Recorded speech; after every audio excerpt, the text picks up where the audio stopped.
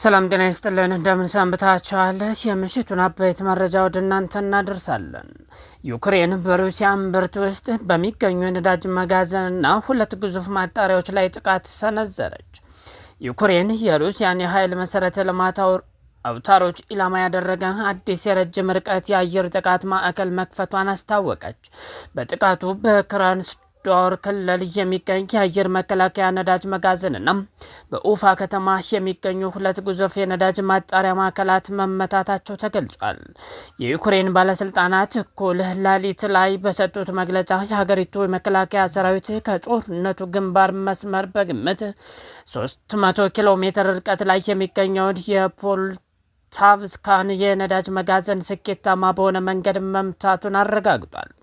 በተመሳሳይ ሰዓት በተካሄደ ሌላ የተቀናጀ ዘመቻ የዩክሬን የደህንነት አገልግሎት ከግንባር መስመር 1500 ኪሎ ሜትር ገደማ ርቃ በምትገኘው ኡፋ ከተማ ውስጥ የሚገኙትን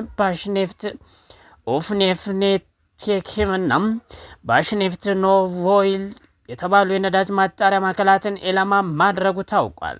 ይህም ጥቃት ጦርነቱ ከተቀሰቀሰ ወዲህ ዩክሬን በሩሲያ ግዛት ውስጥ እጅግ ጥልቅ በሆነ ርቀት ላይ ከፈጸመቻቸው ስትራቴጂካዊ ጥቃቶች አንዱ ያደርገዋል።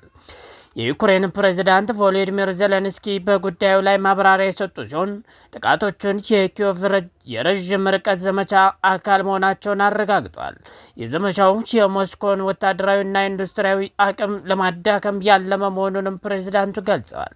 ዜሌንስኪ አክለውም ይህ ጥቃት ሩሲያ በዩክሬን ከተሞችና ንጹሐን ዜጎች ላይ ለምታደርገው ተከታታይ ድብደባ የተሰጠ ቀጥተኛ ምላሽ ነው ካሉ በኋላ ሞስኮ ግጭቱን ከመቀጠል ይልቅ የሰላም አማራጮችን እንድትከተል ጥሪ አቅርበዋል። የሩሲያ ባለስልጣናት በደረሰው ጉዳት ዙሪያ እስካሁን ይፋዊ መግለጫ ያልሰጡ ሲሆን ጥቃቱን በተመለከተ ከተናጠል ወገኖች የሚደረገው የማጣራት ሂደት አሁንም እንደቀጠለ ነው።